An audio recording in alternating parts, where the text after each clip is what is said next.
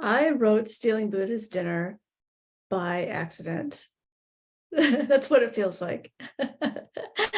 I wrote that book because I was so frustrated with my fiction writing.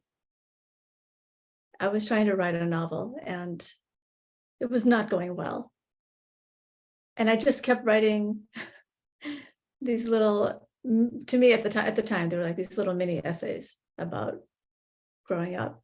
And it took me a few years to realize that maybe the reason why I was having a difficult time writing fiction was because I had all these true stories that I was trying to fictionalize. And that maybe those stories just wanted to be what they were. They just wanted to be real. So I kind of had to embrace that genre of, memory and figuring out reality, which is memoir. And that was intense because back then, which was 15 years ago now, I think back then people thought about memoir in a sort of different way. And so many fiction writers told me not to write a memoir back then. Everyone does it now. But yeah, 15, 20 years ago, people were like, don't do that. That's wasting your material. And that fiction was so much more important. And it was really hard actually to not internalize those judgments and criticisms, which they kind of were. But there was no other way for me to get to the feelings that I actually really need to work through. And I knew that my fiction was never going to resonate until I dealt with the truth.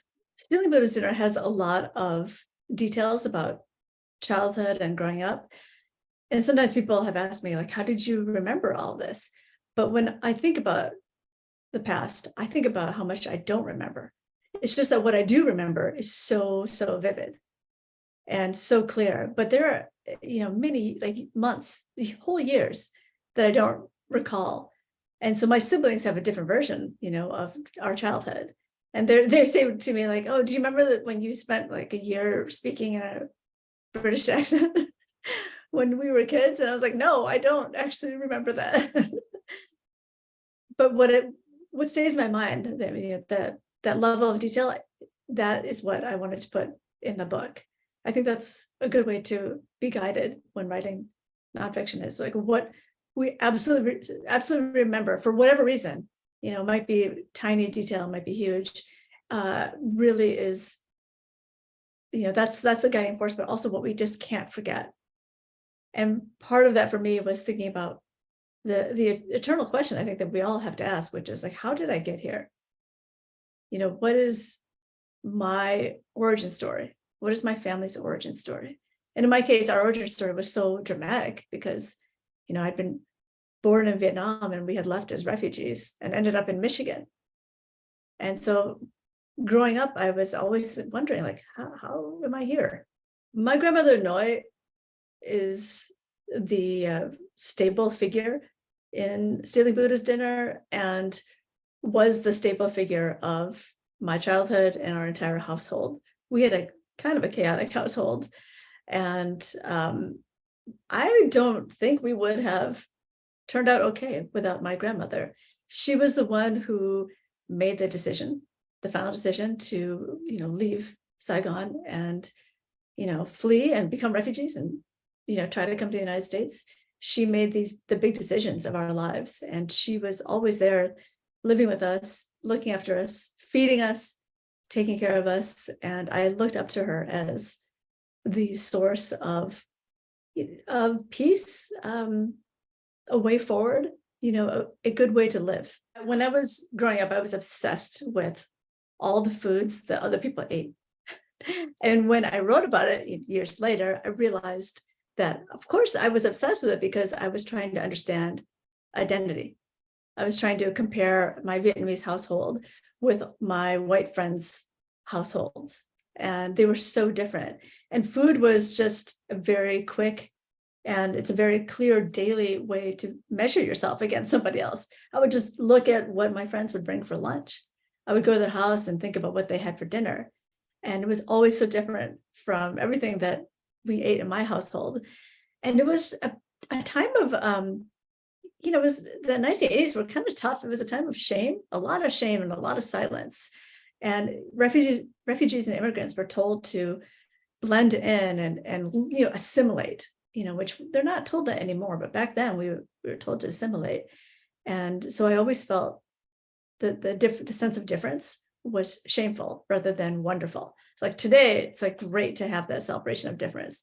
But back then it was the opposite. It was, oh my God, what am I eating? And what can I eat that might make me fit in more with my friends? So I would just, study the Pringles and the Doritos and the all those little Debbie snack cakes and cereal boxes, just to try to study, what I was supposed to eat in order to be like everybody else.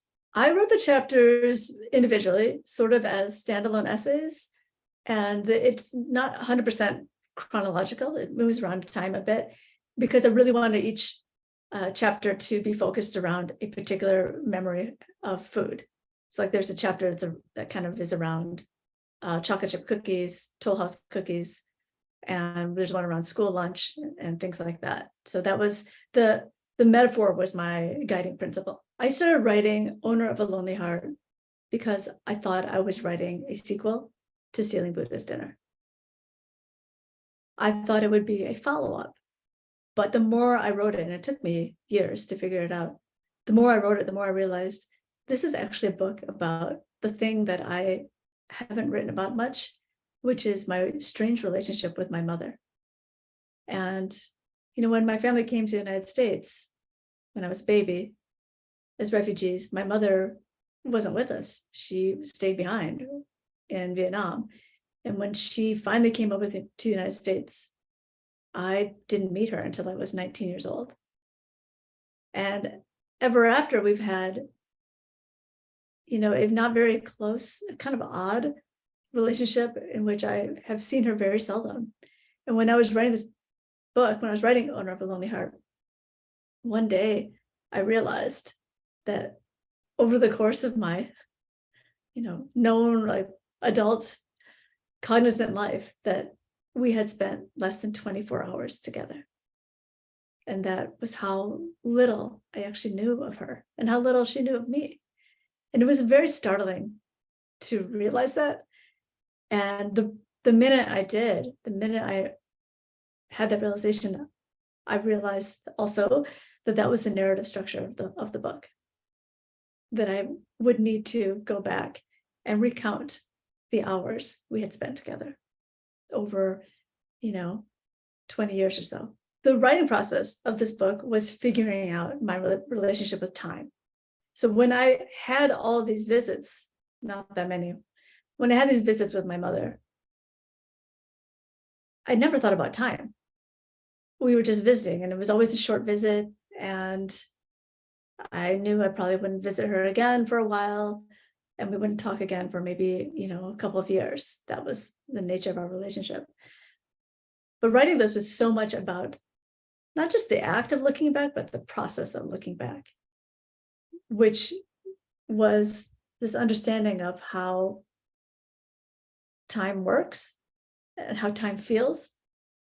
I wrote a lot of this during pandemic lockdown, which was also, a moment where everybody was confused about time. But I think, I really need to inhabit two selves, like the current self, writing, like that's all we can do. We only have the perspective of our current self. And then all the previous selves. What was she thinking at age 19, at age 29? The present self knows something that the prior self doesn't. And it's that in-betweenness that the meaningful writing is supposed to happen. The character of my mother, I think, is pretty clear in that she kind of says the same thing a lot. The same thing being like, she doesn't really want to tell me a lot of the details about her life. So I would ask her repeatedly, can you, tell me something about the day I was born? Because she was the only one who was there. The only one who could tell me, like, what was it like, childbirth, or where was I born? all the things that I never, and still to this day, don't know. And she would always say, I don't remember. And like, it's not important. Who cares? And I'm like, how am I supposed to remember this stuff? And it was sort of frustrating for me until I got to this point with it. And that was part of the process of this book, is understanding that that is her story, and her character and her story are intertwined. And that, I'm sometimes an opposing character trying to get a story from her, but it's not my story, it's hers. She doesn't have to tell me anything, and I have no right to demand it. And so it was a fascinating thing to realize, because I think that is a hugely important issue with nonfiction writing. What stories do we get to have? What stories do we think we get to have? Why do we think our curiosity has to be satisfied? I didn't figure out the ending till pretty late in the, like, I where's this going? But once I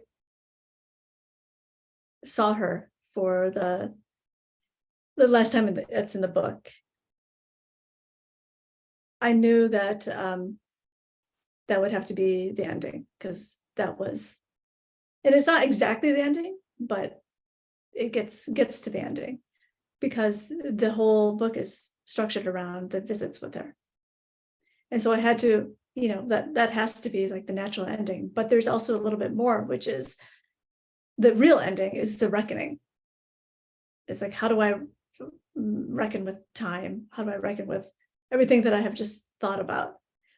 Where am I going to do this? And I went home, home being where I grew up in Michigan. I went home to try to reckon.